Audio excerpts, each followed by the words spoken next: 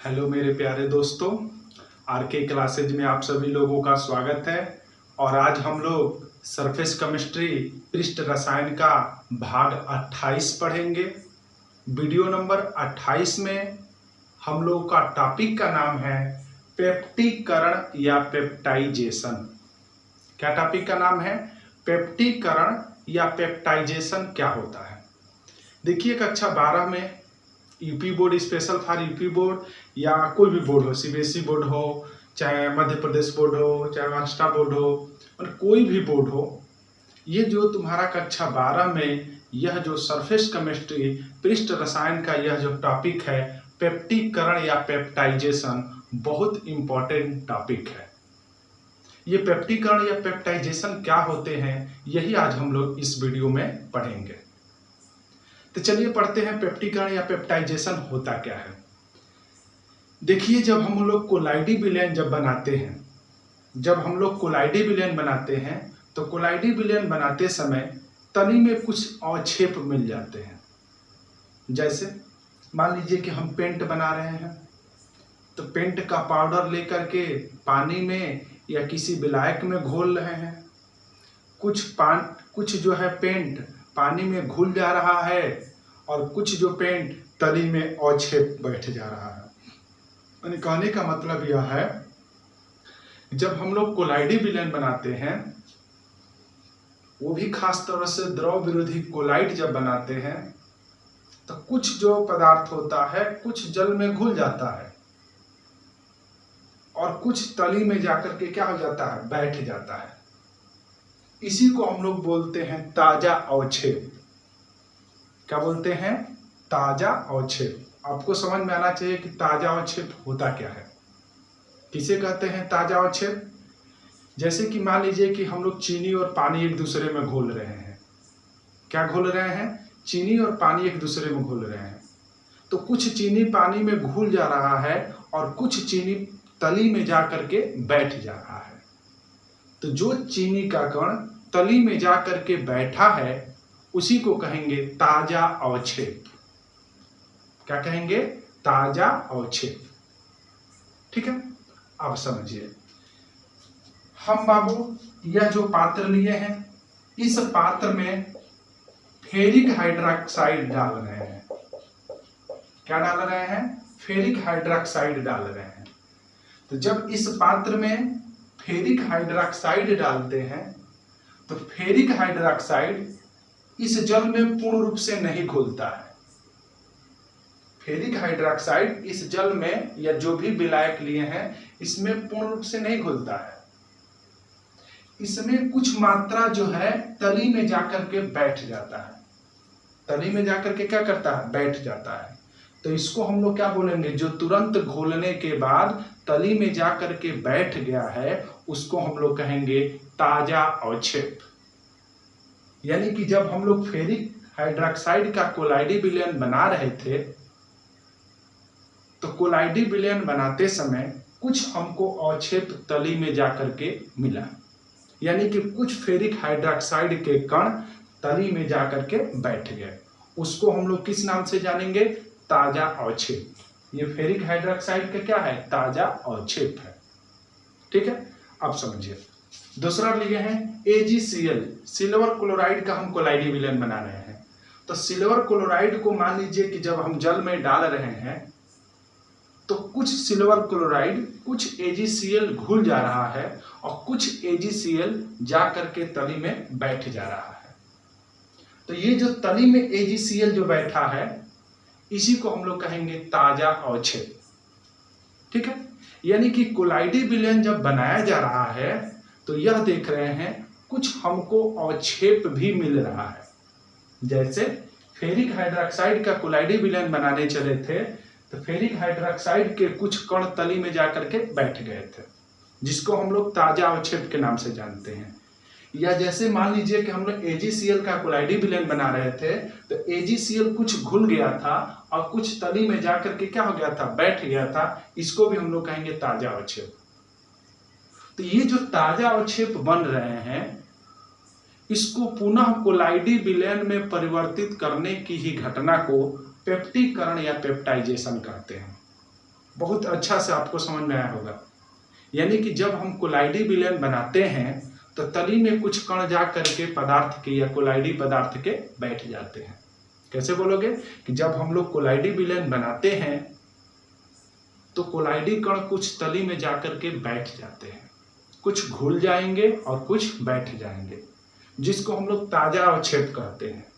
और इस ताजे अवक्षेप को पुनः कोलाइडी विलयन में परिवर्तित करने की ही घटना को पेप्टीकरण या पेप्टाइजेशन कहते हैं। आप लोग भूलेंगे नहीं ना। आपसे कोई पूछेगा कि पेप्टीकरण या पेप्टाइजेशन क्या होता है तो क्या बताएंगे कि ताजा अवक्षेप को या ताजा बने अवक्षेप को पुनः कोलाइडी विलयन में परिवर्तित करने की घटना क्या कहलाता है? पेप्टीकरण या पेप्टाइजेशन कहलाता है। आप लोग नोट्स बना लीजिएगा इसका। क्या लिखेंगे पेप्टीकरण या पेप्टाइजेशन में? ताजा बने अवक्षेप को पुनः कोलाइडी विलयन में परिवर्तित करने की घटना पेप्टीकरण या पेप्टाइजेशन कहलाता है। ठीक है, जैसे आप समझिएगा, ये जो ताजा अवक्षेप बन रहे हैं इसको पुनः कोलाइडी विलयन में परिवर्तित करना है, तो परिवर्तित करने के लिए एक बाहर से मटेरियल का प्रयोग करना पड़ता है। मैंने कहने का मतलब यह है कि जब हम लोग किसी पदार्थ का कोलाइडी विलयन बना रहे हैं तो कुछ पदार्थ तली में जाकर के बैठ जा रहा है। उस तली में बैठे हुए पदार्थ को पुनः कोलाइडी विलयन में परिवर्तित करने के लिए हमको एक पदार्थ का प्रयोग करना पड़ता है और उस पदार्थ का नाम है वैद्युत अपघट्ट पदार्थ का प्रयोग करना पड़ता है।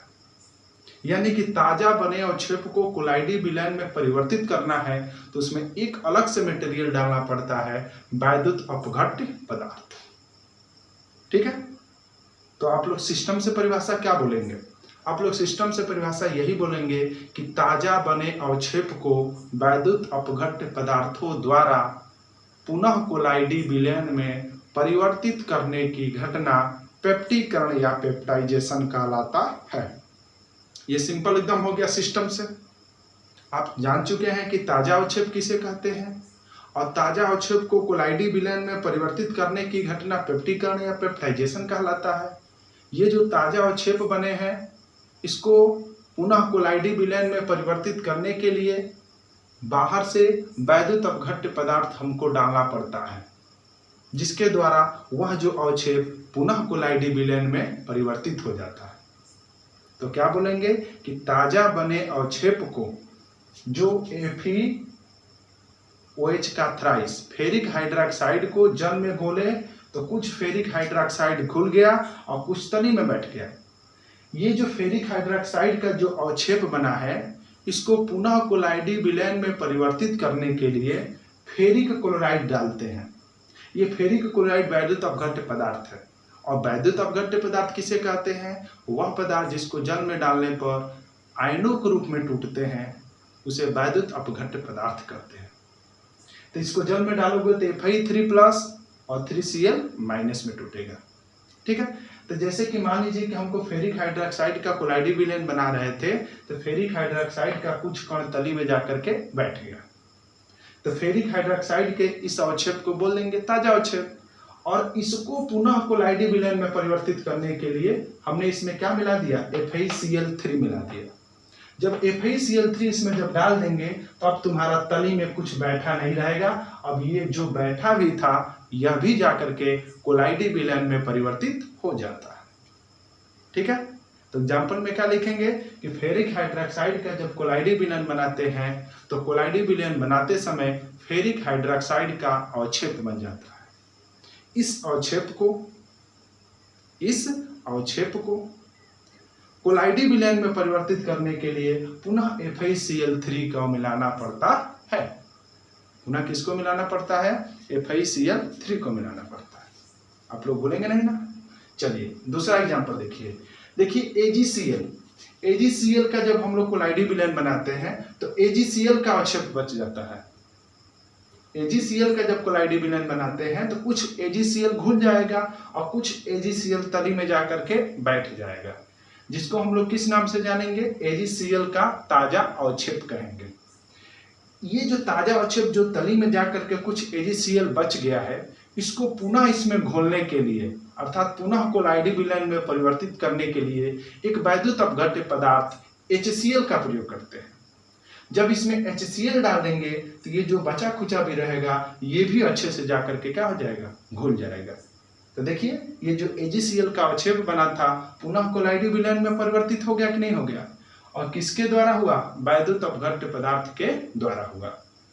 तो पेप्टीकरण या पेप्टाइजेशन क्या होता है, तो यही बोलेंगे कि ताजा बने अवक्षेप को पुनः कोलाइडी विलयन में परिवर्तित करने की घटना पेप्टीकरण या पेप्टाइजेशन कहलाता है।